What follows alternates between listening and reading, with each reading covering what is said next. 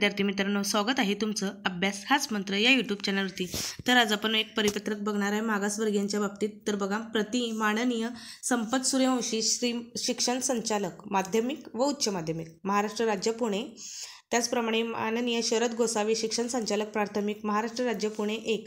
तर विषय बघा, तर शासन अनुदानित खाजगी शैक्षणिक संस्थांच्याद्वारे संचलित शाळांच्या मध्ये शिक्षक नियुक्ती प्रकरणामध्ये आरक्षण अधिनियम 2001च्या अंमलबजावणी संदर्भात स्पष्ट निर्देश पारित करणे बाबत व शासन अनुदानित खाजगी शैक्षणिक संस्थांच्याद्वारे संचलित शाळांच्या मध्ये शिक्षक नियुक्ती प्रकरणांमध्ये शालेय शिक्षण विभाग अधिसूचना दिनांक 15 मार्च 2017ची अंमलबजावणी संदर्भात स्पष्ट निर्देश पारित करणे। म्हणजेच की काय, जे मागासवर्गीय आहेत त्यांच्या संदर्भात आहेत बघा, SC ST म्हणजेच मागासवर्गीय, अनुसूचित जाती, अनुसूचित जमाती यांच्या संदर्भामध्ये जे खाजगी शैक्षणिक संस्था आहेत अनुदानित, त्यांच्यामध्ये मागासवर्गीयांच्या उमेदवारांना डावलून अमागासवर्गीय उमेदवारांची नियुक्तीच्या संदर्भात आहे बघा। तर काय आहे, तर इथं महाराष्ट्र आरक्षण अधिनियम 2001, त्याचप्रमाणे 2017ची जी शालेय शिक्षण विभागाची प्रत आहे ती जोडलेली आहे। त्याचप्रमाणे शासन परिपत्रक देखील 16 फेब्रुवारी 2021 इथं सोबत संदर्भ जोडलेला आहे। तर बघू विषय, 1 नंबरचा मुद्दा पाहू। महाराष्ट्र राज्य सेवा अनुसूचित जाती, अनुसूचित जमाती, नियुक्त जमाती, विशेष मागास प्रवर्ग आणि इतर मागासवर्ग प्रवर्ग यांच्यासाठी आरक्षण अधिनियम 2001 हा दिनांक 29/1/2004 पासून महाराष्ट्र राज्यात अंमलात आला आहे। सदर कायद्याची तरतूद पुढील प्रमाणे आहेत। तर बघा, पुढील प्रमाणे इथं कलम दिलेले आहेत, त्याचप्रमाणे त्यांच्या तरतुदी दिलेल्या आहेत। तर 2 नंबरचा मुद्दा बघू।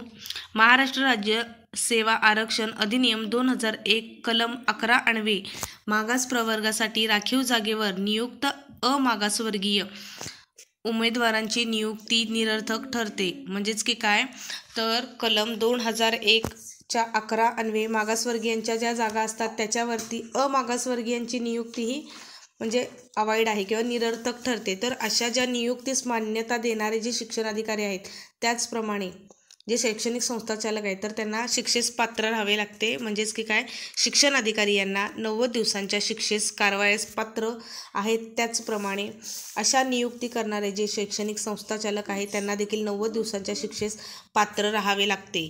त्याचप्रमाणे 3 नंबरचा मुद्दा पहा। शासनाने उपरोक्त संदर्भ 2 शालेय शिक्षण विभागाच्या अधिसूचनेद्वारे महाराष्ट्र खाजगी शाळातील कर्मचारी सेवेच्या शर्ती नियमावली 1981 नियम क्रमांक 9 मध्ये बदल केला व महाराष्ट्र राज्य सेवा आरक्षण अधिनियम 2001चा अंतर्भाव केला।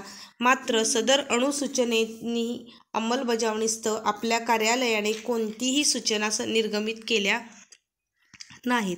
म्हणजेच की काय, शासनाने उपरोक्त संदर्भ 2 शालेय शिक्षण विभागाच्या त्याचप्रमाणे खाजगी शाळेतील कर्मचारी यांची नियमावली 1981 नुसार त्यांनी काय केले, बदल केला होता, पण आरक्षण अधिनियम 2001चा अंतर्भाव त्यात केला गेला आणि तरी देखील अंमलबजावणी कार्यालयामार्फत केलेली गेलेली नाही, सूचना निर्गमित केल्या गेल्या नाहीत। त्याचप्रमाणे 4 नंबरचा मुद्दा, संदर्भ क्रमांक 3 शासन परिपत्रक सामान्य प्रशासन विभागाने 16/2/2021 अन्वये सन 2004चा महाराष्ट्र अधिनियम क्रमांक 8 महाराष्ट्र राज्य सेवा आरक्षण अधिनियम 2001च्या अंमलबजावणी शालेय शिक्षण विभागास कार्यालय प्रमुखांना सूचना निर्गमित केल्या आहेत। मात्र आपल्या कार्यालयाने कोणत्याही सूचना निर्गमित केल्या नाहीत। काही शैक्षणिक संस्था यामधील मागास प्रवर्गाच्या जागा बऱ्याच दिवसांपासून रिक्त आहेत। मुलाखतीसाठी मागास प्रवर्गातील उमेदवार उपस्थित राहतात, मात्र त्यांना नियुक्ती आदेश न देता आपल्या नातेवाईकांना किंवा ओळखीच्या उमेदवारांना म्हणजेच अमागासवर्गीय नियुक्ती देतात व अनुशेष पुढे नेतात। सदर बाब अत्यंत गंभीर आहे। ही मागास प्रवर्गाच्या पात्रधारक उमेदवारांची आर्थिक हत्याच आहे। आरक्षण धोरण डावलून नियुक्त शिक्षकांचा वैयक्तिक मान्यता प्रस्ताव सादर करणाऱ्या शैक्षणिक संस्थांवर कठोर कारवाई करण्याचा आदेश पारित व्हावेत। बघा, तर काही शैक्षणिक संस्था आहेत ज्या मागासवर्गीयांच्या जागा रिक्त असून देखील तिथं अमागासवर्गीयांची भरती केली जाते. तर अशांवरती काय केली पाहिजे, कठोर कारवाई केली पाहिजे याबाबतीत तिथं नोंद केलेली आहे. त्याचप्रमाणे कृपया अर्जात नमूद शासन अधिनियम अधिसूचना शासन परिपत्रकाच्या आधारे सविस्तर आदेश तात्काळ पारित करावे. सन 2004 पासून मागास प्रवर्गाच्या राखीव जागांवर नियुक्त परंतु अद्याप वैयक्तिक मान्यता प्रलंबित असणाऱ्या सर्व प्रकरणांमध्ये मान्यता देण्यात येऊ नये याबाबत स्पष्ट निर्देश पारित करावे. म्हणजेच 2004 पासून जे मागास प्रवर्गाच्या राखीव जागांवरती नियुक्त परंतु अद्याप वैयक्तिक मान्यता प्रलंबित आहेत असणाऱ्या सर्व प्रकरणांच्या मध्ये मान्यता देण्यात येऊ नयेत अशी स्पष्ट निर्देश पारित करावेत व सर्व जागा पवित्र पोर्टल प्रणालीमार्फत भरण्यात यावेत.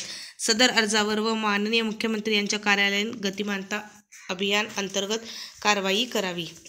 तर बघा अशा प्रकारचे हे अर्ज आहे जेणेकरून मागासवर्गीय जे उमेदवार आहेत त्यांना न्याय मिळेल. एका प्रकारे जे गैरप्रकारे शिक्षक भरती केली जाते, ज्या संस्था खाजगी शैक्षणिक संस्था त्याचप्रमाणे अनुदानित खाजगी शैक्षणिक संस्था यांच्यावरती देखील रोख बसेल.